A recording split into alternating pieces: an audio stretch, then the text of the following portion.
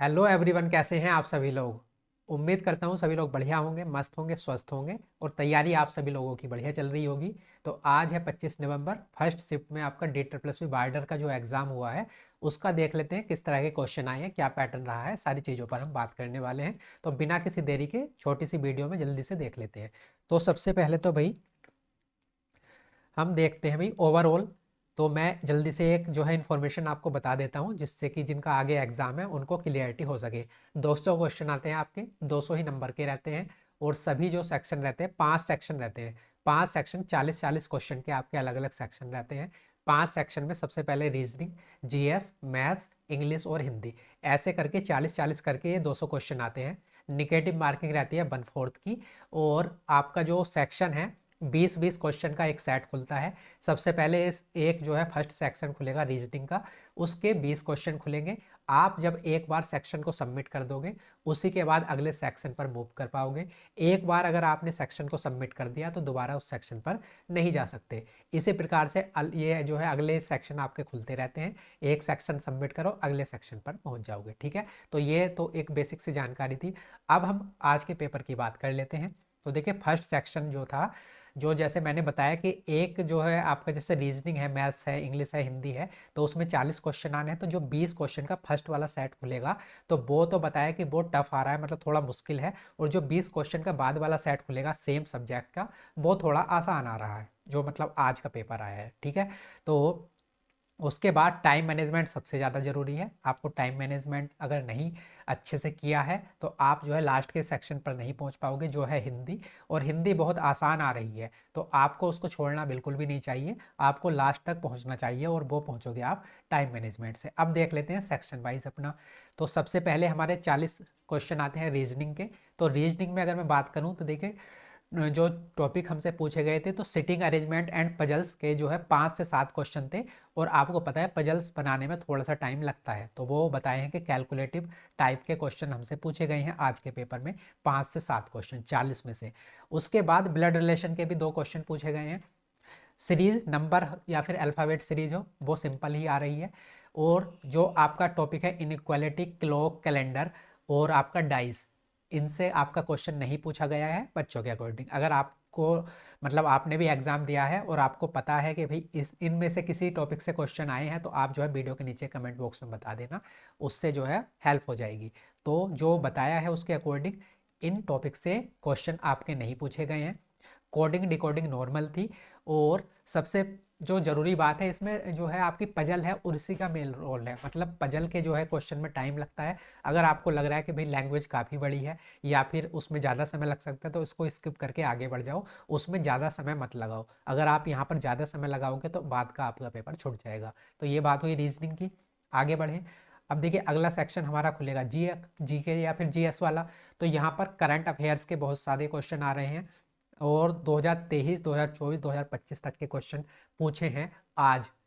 जो बच्चों के अकॉर्डिंग, बच्चों का रिव्यू है उसके अकॉर्डिंग उन्होंने बताया कि 2024-25 और जो है 2023 तक के भी क्वेश्चन पूछे गए हैं। तो कई बार ऐसा होता है कि जैसे कोई खेल प्रतियोगिता है ना, और वो 2023 में हुई है और 2023 के बाद अभी तक नहीं हुई है, तो इस तरह से वे क्वेश्चन पूछ लेते हैं। तो लगता है कि भाई 2023 का क्वेश्चन पूछ लिया, लेकिन उसके बाद जब वो अभी तक जो है प्रतियोगिता हुई नहीं है तो इसलिए इस वजह से पुराने क्वेश्चन भी पूछे जाते हैं। लेकिन आप जो है 2023 तक मत पढ़ना, 2024 तक मत पढ़ना।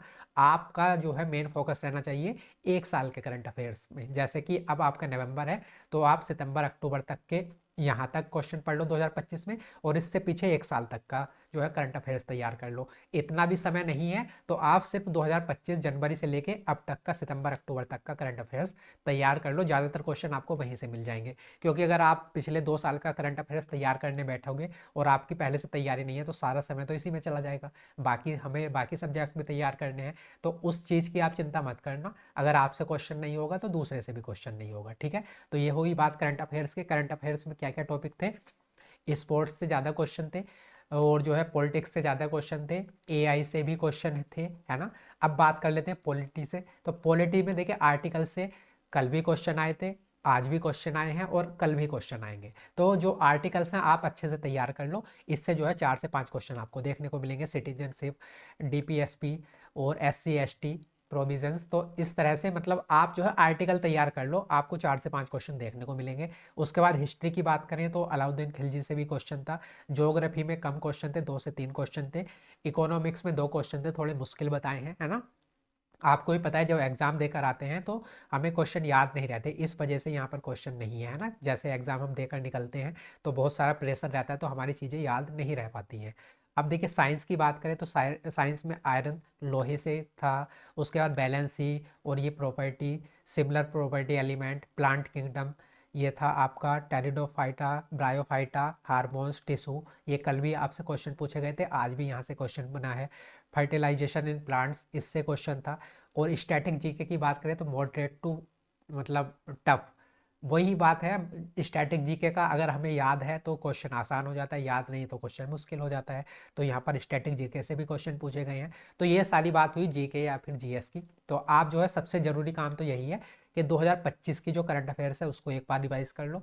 और पॉलिटी की अगर मैं बात करूँ तो पॉलिटी में जो है आर्टिकल्स जरूर कर लो, बाकी अपने अकॉर्डिंग आप कर लेना, आपकी जैसी तैयारी है। अगर तैयारी अच्छी थी तो रिवाइज कर लेना, या फिर आपको बहुत कुछ नया पढ़ना पड़े ऐसा मत करना। अपनी जो पुरानी चीज़ें पढ़ी हुई है सिर्फ उनको रिवाइज करना, क्योंकि ज़्यादा समय नहीं है। अब अगला सेक्शन हमारा खुलेगा मैथमेटिक्स का। तो मैथ्स भाई कैसा आ रहा है, तो मैथ आ रहा है थोड़ा कैलकुलेटिव, कर सकते हो लेकिन थोड़ा कैलकुलेटिव आपका मैथ आ रहा है। ओवरऑल क्या है, मॉडरेट है। टाइम ज़्यादा लग रहा है, ऑब्वियस सी बात है, अगर आपका जो है कैलकुलेटिव है तो यहाँ पर टाइम ज़्यादा लगेगा।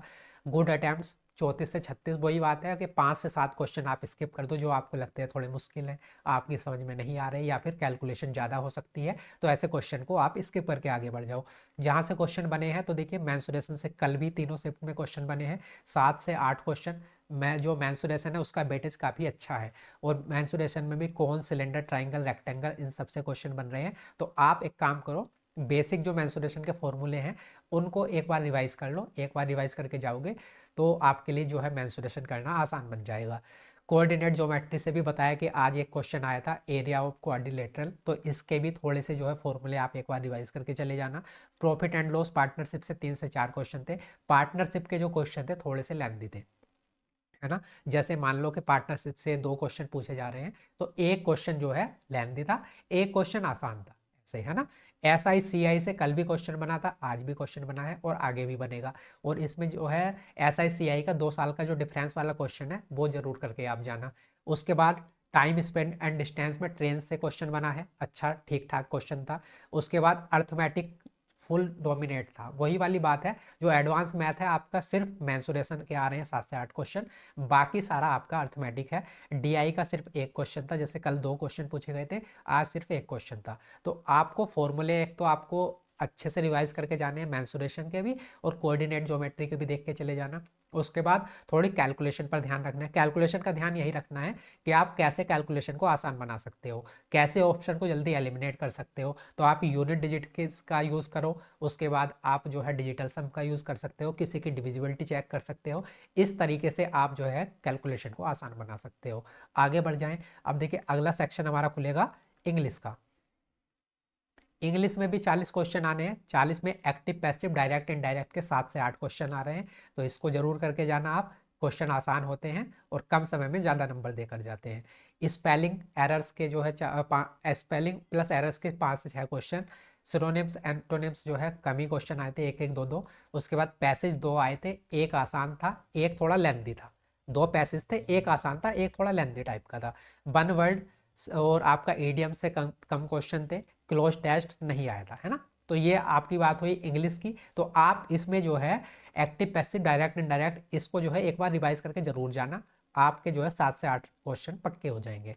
अब बात करें हिंदी की, तो हिंदी आसान ही आ रही है, कल भी आसान आई थी, आज भी आसान है। तो हिंदी आसान है, उसमें मुहावरे से बहुत ज़्यादा क्वेश्चन थे। कल वाले बताया कि कल वाले जो क्वेश्चन थे वो भी रिपीट लगे बच्चों को। उसके बाद तत्सम तद्भव के 3 से 4 क्वेश्चन थे, और ऑप्शन से पहचानना था, मतलब 4 ऑप्शन दे रखे थे, उसमें पहचानना था कि कौन सा तत्सम है तो कौन सा तद्भव, इस प्रकार से।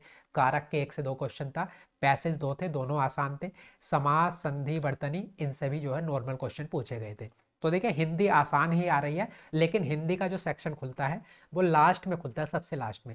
और सबसे लास्ट में आप डायरेक्ट तो पहुंच नहीं सकते, पहले आप बाकी के सेक्शन करते जाओगे, सबमिट करोगे, तभी आप लास्ट में पहुंच पाओगे। तो आपको टाइम मैनेजमेंट बहुत ज़्यादा अच्छा रखना है। जब टाइम मैनेजमेंट अच्छा रखोगे तभी आप आसान सेक्शन तक पहुंच पाओगे। अगर आप लास्ट सेक्शन तक पहुंच ही नहीं पाओगे, कितना भी जो है आपके लिए आसान हो हिंदी, तो आप उसका फ़ायदा कैसे लोगे? तो आपको यही काम करना है।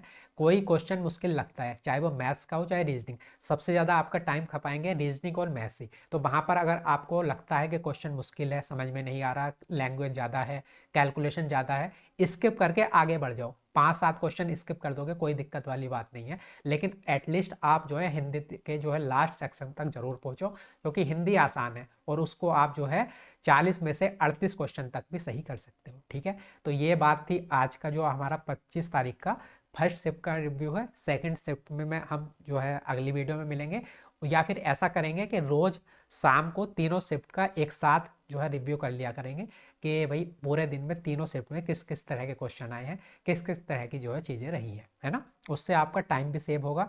और जिनके पास अभी टाइम कम है तो वो जो है अपनी चीज़ों को रिवाइज कर लो, बस 2-4 टॉपिक जो मैंने जीएस में बताए हैं, रीजनिंग में स्ट्रेटेजी जो बताई है उसको फॉलो करो, मैथ्स में भी सेम काम करो। मैथ्स में भी कैलकुलेशन पर थोड़ा सा ध्यान दो। तो आप अगर यूनिट डिजिट से कर सकते हो क्वेश्चन को एलिमिनेट कर सकते हो, किसी का जो है मल्टीपल चेक कर सकते हो, या फिर डिजिटल सम लगा सकते हो। तो इन सारी चीज़ों से कैलकुलेशन को आसान बनाओ। क्वेश्चन मुश्किल जो लगता है उसको तुरंत स्किप कर दो, उसमें अपना टाइम बर्बाद मत करो। ठीक है, ये सारी चीज़ें हैं।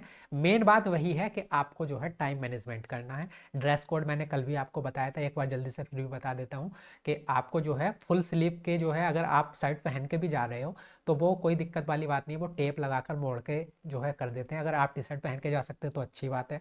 शूज़ आपके वो निकलवा लेंगे, घड़ी बेल्ट वगैरह ये सारी चीज़ें निकलवा लेंगे। तो इसको आप पहले ही जो है अपना जो बैग सबमिट करोगे उसमें रख के जो है एक जो है सुरक्षित स्थान पर रख देना। जो सेंटर होता है उसी में अंदर जो है बैग रखने की जगह रहती है, तो आप जो है बाहर 30-40-50 रुपए देकर बैग जमा मत करना।